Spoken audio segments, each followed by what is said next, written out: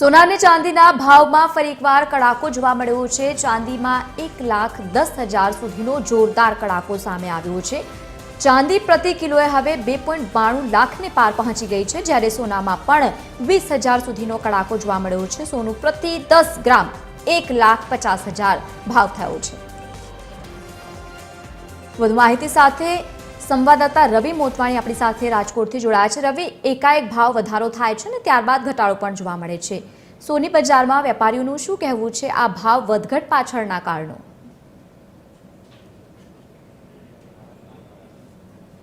જી lovely, જરૂરથી જણાવી દઉં, રાજકોટની કહીએ તો રાજકોટ એ સોની અને ચાંદી બજારનું હબ ગણવામાં આવે છે। ત્યારે ગઈકાલે જે ભાવમાં ઘટાડો થયો, જેને લઈ સોના ચાંદીના વેપારીઓમાં પણ ક્યાંક ને ક્યાંક ચિંતા મુકાય છે। આ ભાવ ઘટાડા પાછળના સાચા કારણો શું છે, ભવિષ્યમાં શું પરિસ્થિતિ થશે, તે અંગે જેમ્સ એન્ડ જ્વેલરી એસોસિએશનના પ્રમુખ છે મયુરભાઈ એ આપણી સાથે જોડાયા છે। મયુરભાઈ સાથે જ સમગ્ર મામલે વાત કરવાનો પ્રયાસ કરીશું। મયુરભાઈ, TV 13માં આપનું સ્વાગત છે। આ સોના ચાંદીના જે ભાવમાં ગઈકાલે ઘટાડો થયો, છેલ્લા કેટલાક સમયથી વધારો આવતો, તો શું કહેશો લઈને? જી, ચોક્કસથી ગઈકાલે જે સોના ચાંદીમાં જબરદસ્ત ઘટાડો થયો છે અને કહેવાય તો ગોલ્ડ એન્ડ સિલ્વર માટે બ્લેક ફ્રાઈડે કહીએ તો નવાઈ નહીં, આટલો બધો ઘટાડો થયો છે। સોનામાં 30,000થી 35,000 જેવો ઘટાડો થયો છે અને સિલ્વરમાં 1 લાખ રૂપિયાથી પણ વધુ હાઈ ભાવથી ઘટાડો જોવા મળ્યો છે। ઘટાડા પાછળનું કારણ શું છે? જી, ચોક્કસથી એક તો ઘટાડા પાછળનું જે એક તો પ્રોફિટ બુકિંગ છે। લોકોને જે આ એક છેલ્લા મહિનામાં જે સારું એવું રિટર્ન મળ્યું છે, પ્રોફિટ બુકિંગ છે। ત્યારબાદ આપણે વાત કરીએ તો વાયદા બજારમાં જેમ કોમેક્સમાં છે, એ કોમેક્સમાં વાયદાની છે એક્સપાયરી હતી, કાલે આખલ તારીખ હોય, એક્સપાયરી હોય, તેમાં પણ લોકોએ પ્રોફિટ બુકિંગ કરેલ છે।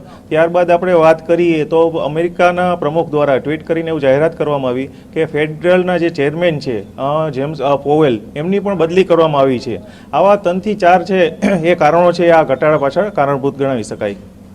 આ ઘટાડાથી વેપારીઓને કે ગ્રાહકોને શું અસર થતી હોય છે?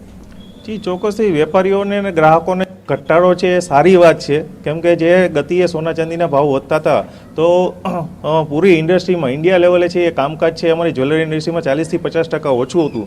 જો આ ભાવમાં ઘટાડો હજુ પણ આવે તો એક છે ને અમારી ઇન્ડસ્ટ્રીને એક જીવંત રૂપ મળી શકે અને બધા કારીગરોને રોજગારી પાછી યથાવત થઈ શકે।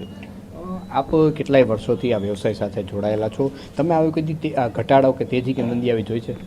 નહીં, આ જે ઘટાડો છે એક ઐતિહાસિક ઘટાડો છે અને જે સિલ્વરમાં ઘટાડો છે એ 2008 પછીનો સૌથી મોટો ઘટાડો છે, પરંતુ સોના ચાંદીમાં તો આ છે ને કોઈએ ન જોયો એવો ઘટાડો છે। ભવિષ્યમાં શું માનો છો, ભાવમાં વધઘટ થશે, શું કહેશો? એ ચોક્કસથી ભવિષ્યમાં સોના ચાંદી છે ક્યારેય ગ્રાહકોને નિરાશ નહીં કરે, ક્યારેય રોકાણકારોને નિરાશ નહીં કરે। હજુ પણ જે આ ઘટાડો છે એ માત્ર એક કહીએ ને તો પ્રોફિટ બુકિંગ અને જે વાયદા કટિંગ હતું એમના હિસાબે છે। કોઈ પણ બી દેશોની સેન્ટ્રલ બેંક હોય કે અન્ય કોઈ છે એવો સોનું વેચવા કાઢ્યું એવા કોઈ સમાચાર કે એવા ન્યૂઝ નથી। એટલા માટે થઈને મારા મંતવ્ય પ્રમાણે છે ને હજી પણ આ વર્ષના અંત સુધીમાં ગોલ્ડ છે એ $6,000થી $6,200 આવે તો નવાઈ નહીં।